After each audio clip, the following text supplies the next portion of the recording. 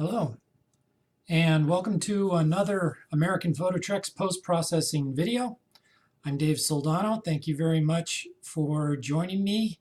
And in this video, we're going to be post-processing a scene we took during our latest American Photo Treks workshop, where we did 2 nights, sunrise, sunset, Milky Way, a 2-night adventure in arches and canyon lands in Moab. And it was exhausting, but it was a lot of fun, and we got some great images.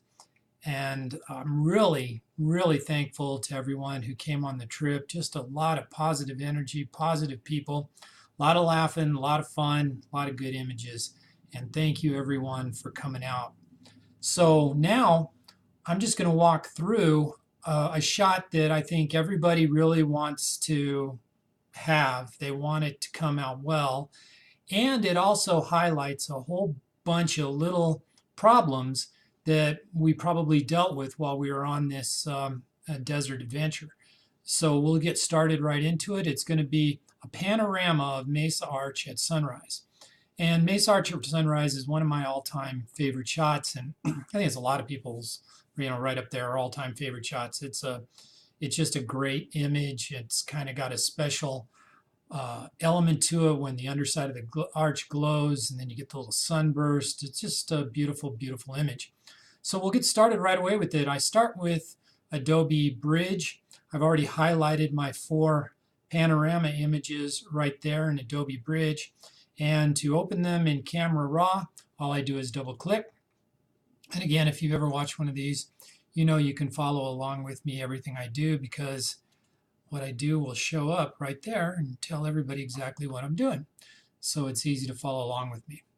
And so as I get started with this, one of the first things I'm going to do is I'm going to select all 4 of the images right there. I want them all to be in the landscape profile, and I want them all to have the same white balance. I want them all to remove chromatic aberration, and I'm going to go ahead and enable the profile correction, which for me I was using a Sony 16-35.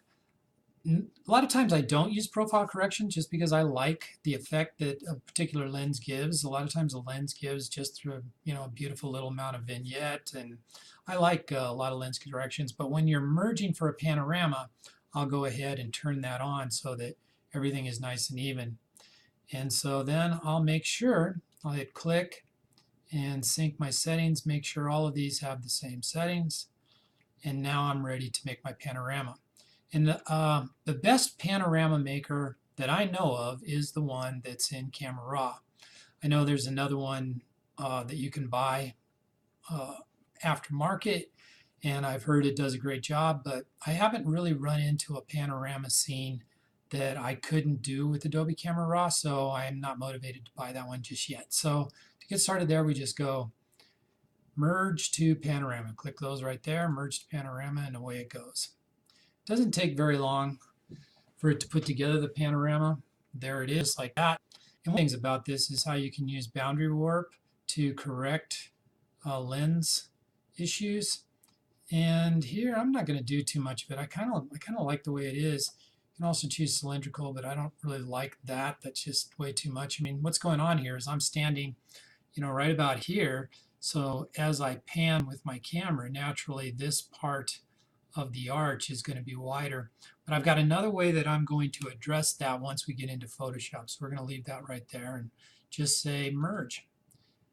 And just call it whatever you want to call it. I'm just going to leave it at that. There it is. It's going to create the panorama. Yeah, we got a little photographer over here, but I think I'm going to be able to crop that, and it's still going to be a really impactful image.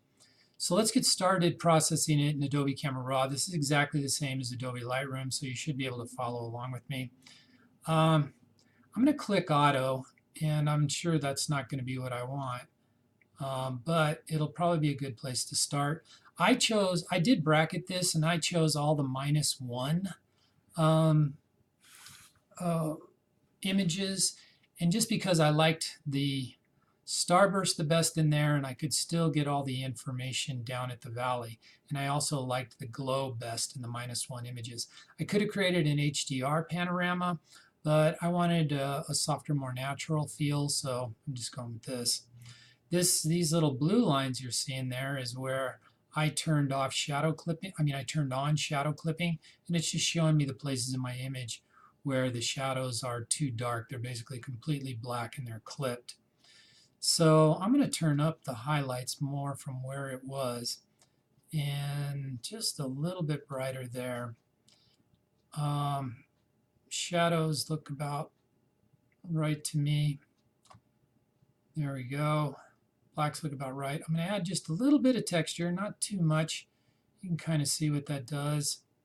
Definitely some clarity. I really like that effect. See what it does there to the starburst and underneath.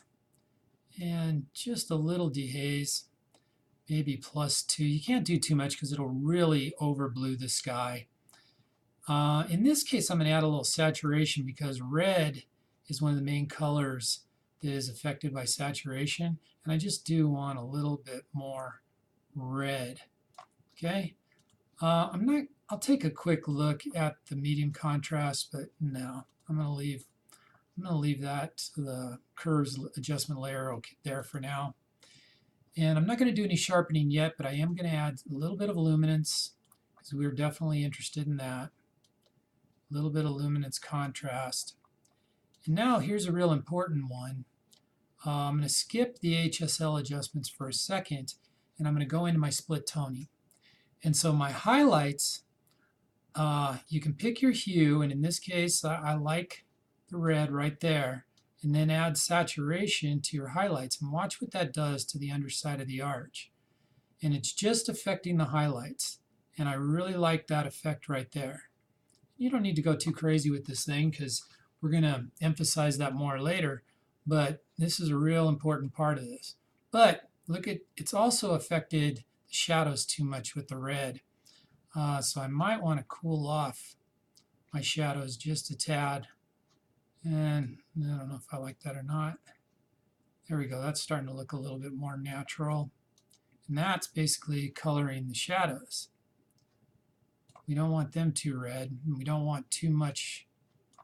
That looks pretty darn good. Now I can come back over to my HSL sliders, and I'm going to use this to pick a color, and then I'm on saturation. Give a little bit of saturation to that color. We want that underside of the arch, and we're going to make it glow just a little bit more with the luminance. That's nice. I like that. And we can do the same thing right here. Got to be careful how it affects everything else, though. You don't really want to get too far over here. Hue, I'm not real crazy about the hue of this right here. It's kind of got a unnatural blue to it. So again, I'm going to use my color picker here. I'm going to see if I can affect this to make it look a little more, I don't like that green for sure.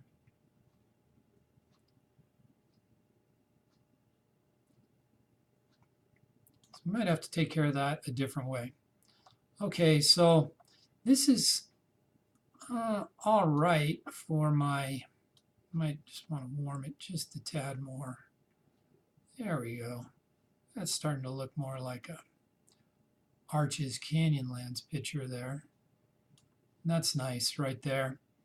And so we've got a good start of an image right here, but we've got all kinds of problems, and we're going to address each one of those in Photoshop. And to open Photoshop, all I have to do is click Open Image. There we go.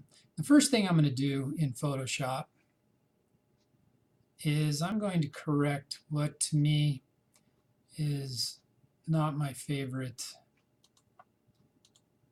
the way this arch is. It's just a little too dramatic right there. And all I'm going to do there is I'm going to select all, then I'm going to hit Control T, which is transform. And then I'm just going to hit Shift and drag this down. And it's compressing the image just a little bit. And as it does, it's making this a little more natural. See there? It's not that big bloated in the middle, but it's more like the arch was. Maybe right about there. Looks about right to me. It's still a little bloated in the middle, but it looks natural to me. It looks better than it was. Just click good there, and then I'll recrop to the new selection there, and that's my new image right there. Now I'll also crop out this camera right here just because I think it's still a really nice image without having to deal with, and it brings the starburst almost to the perfect place in the image. So I'll click that right there, and there, that's a nice crop. Now right away we notice the sunburst, and I think you're going to enjoy this part of this right here where I show you how to deal with the sunburst, because it's pretty easy, and I think you're a lot of people, you know, are challenged with this when we're processing this image, and I think you'll enjoy how we're going to address that. So first, let's zoom in. Now, this first one I think is going to be relatively easy to fix with a simple content aware brush, just because where it is and there's not much else around it. Let's give that a shot. Just going to circle it right there. Then I'm going to right click, fill, content aware. Select, deselect. And boy, that did a pretty darn good job, didn't it? And maybe I'll take my patch tool here just to blend right here where it might look a little harsh. And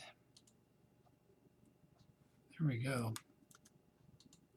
Now we still got a little bit of green right here, and I'm going to show you my first cool trick here. Really don't want to change with content aware that that rock formation there. So what I'm going to do is I'm going to circle it. Maybe I'll make a bigger circle. There we go. And I'm going to go to Image, Adjustments, Hue, Saturation, and I'm going to pick my greens. And then I'm going to use the color picker just to, well, I'm just going to keep it on the greens. And now I'm going to desaturate the greens. Watch what happens. A lot of that lens flare is going away. Let's try now the yellows.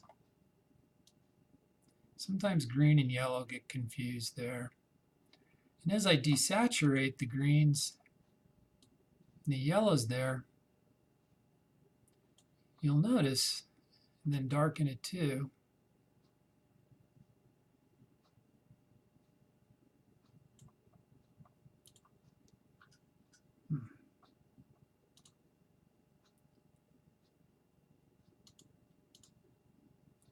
let's see if that did anything.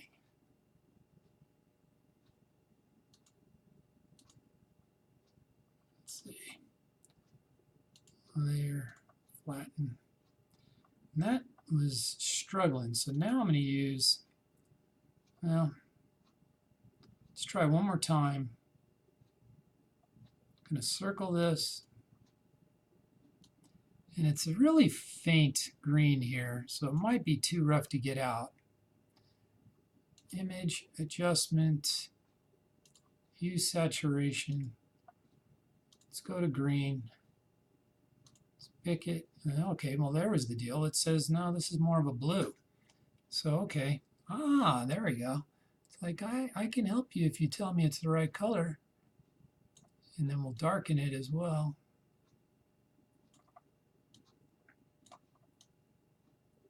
And get that color to blend. And there, that green has gone away.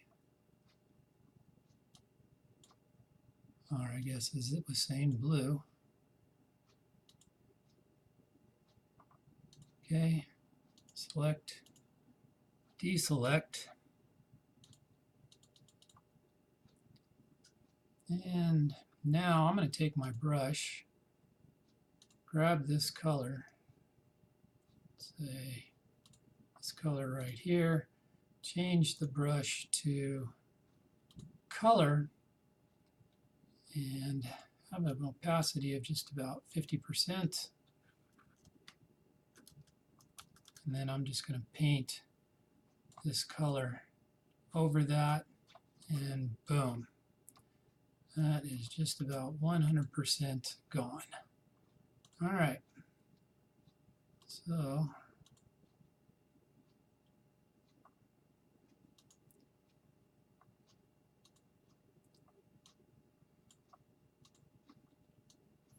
screen.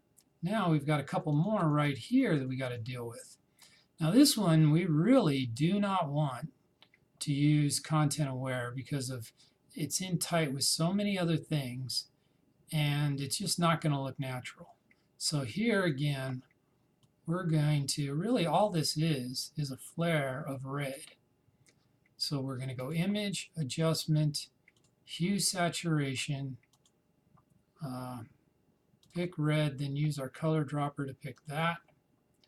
And we're just going to desaturate that red until it slowly starts to blend in. Look at how magic that is with what it should be.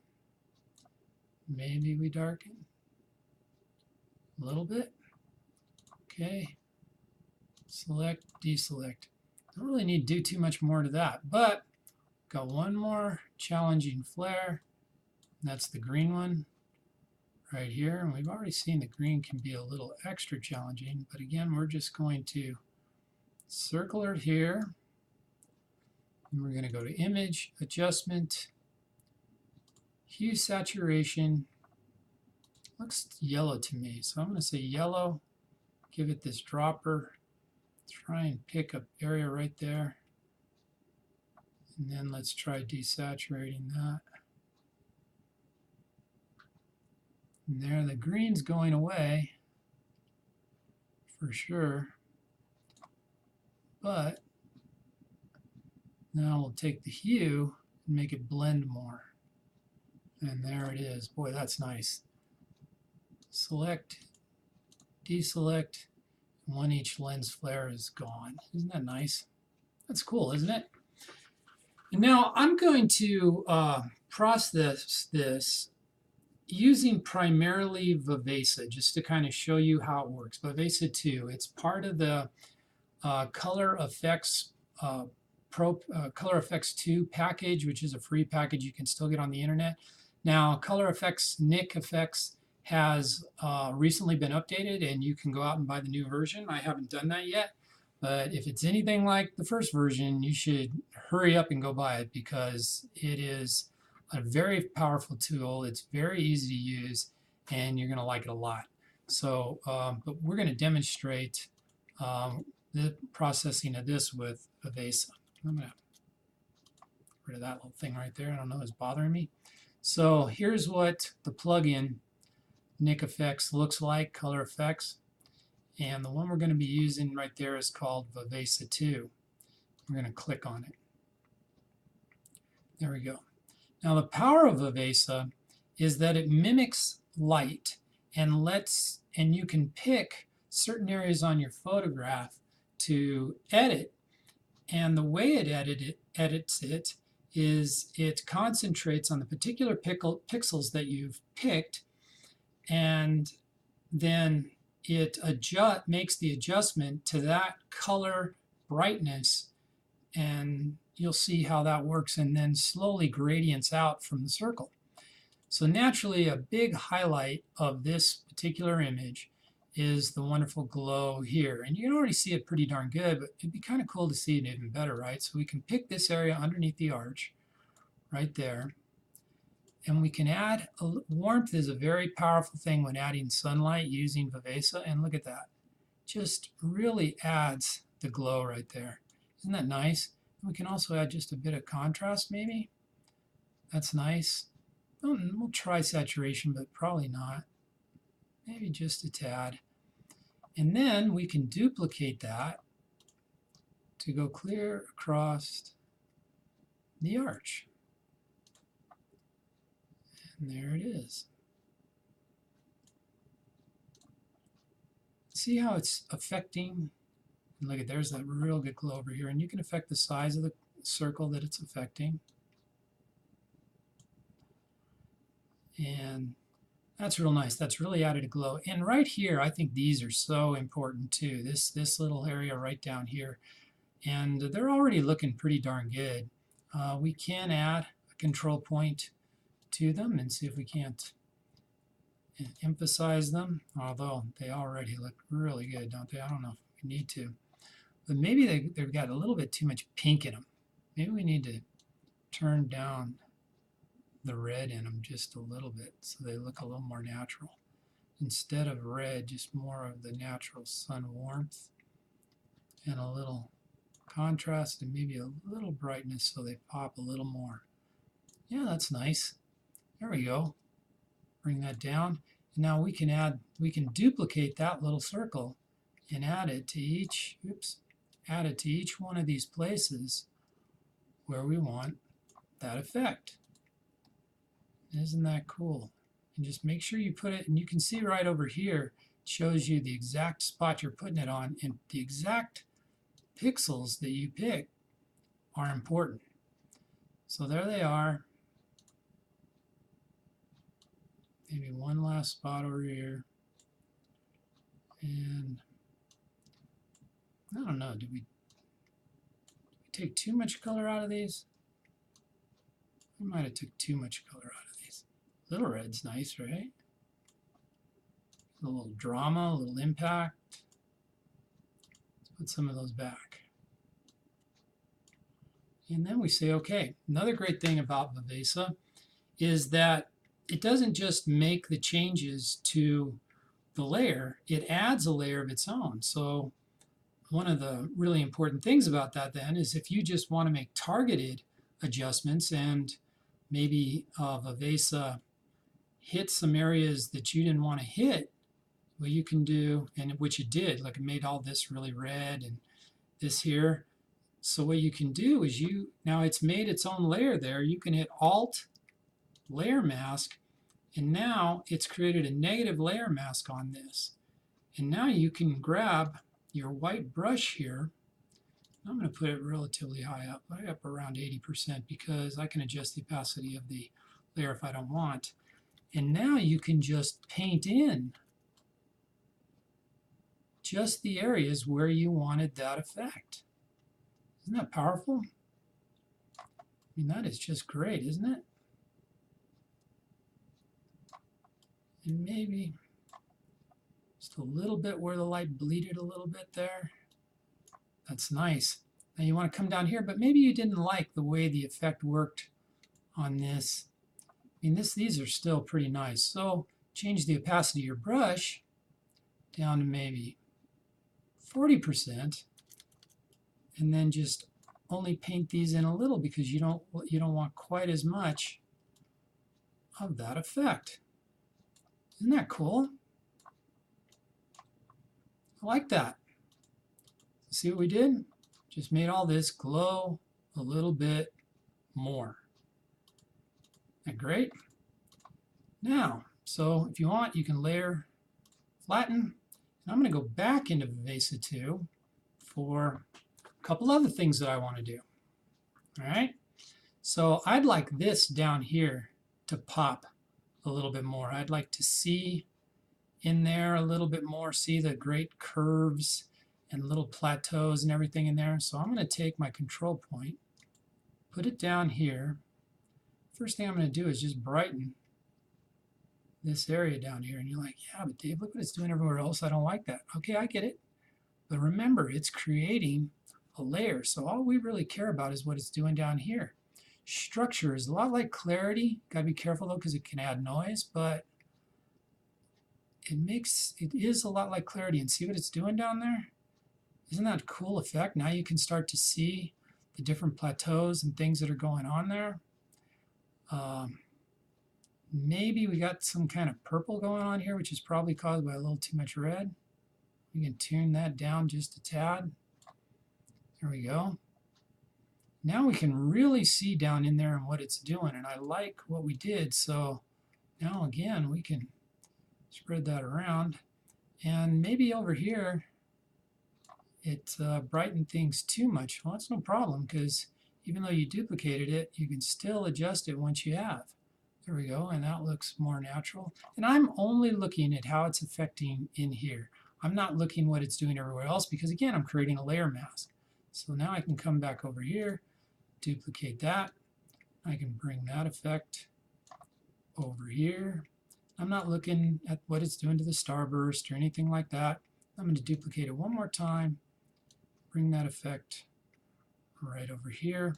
Don't want that too bright, so I can turn that down just a little bit. There we go.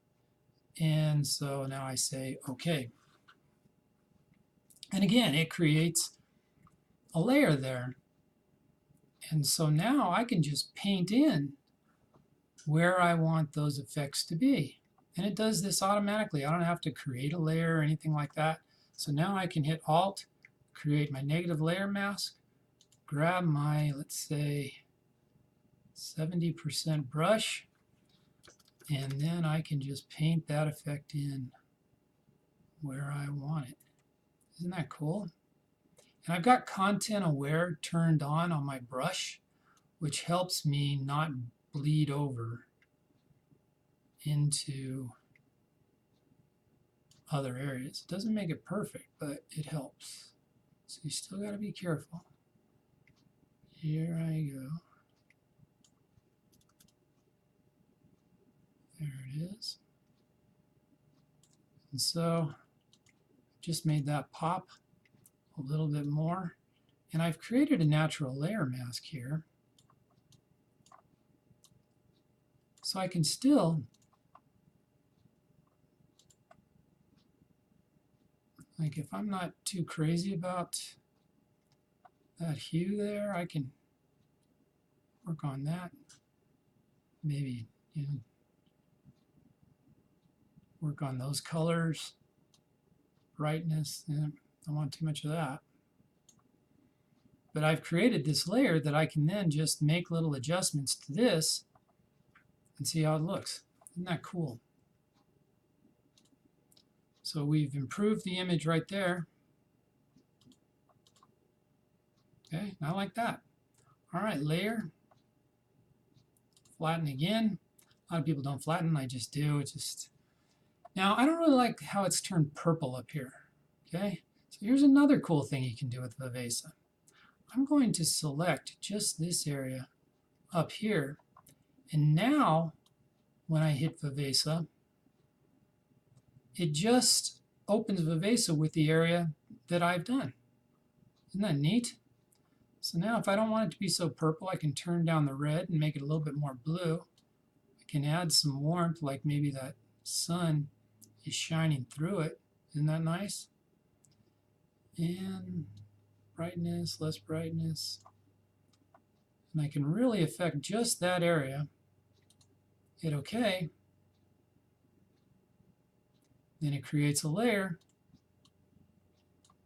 Just the changes that I just made. That looks a little better to me, a little more natural, not quite so purple. Still got some violet in it. Layer, flatten. Now select deselect. Now one more time, this could pop a little bit more, both the starburst and this yellow to me. So again, I'm going to hit Viveza one more time. And with this video, I'm primarily demonstrating Viveza. So now I'm going to click right on here, and maybe we'll add a little saturation and darken it right there, and maybe darken that yellow so it pops a little bit more. And do a duplicate, and then I'm going to show you something really cool on the starburst. So the starburst looks okay here. There's nothing really wrong with it, but what if we wanted it a bit more defined? We'll look down here as I'm moving my new control point around. I'm going to pick a point in between the bursts, and then I'm going to go contrast. Look what happens. Makes them more narrow and more defined. I'll shut that off back and forth so you can kind of see. And if that's what you want, a more narrow and defined sunburst, then that's an easy way to do it. Say OK.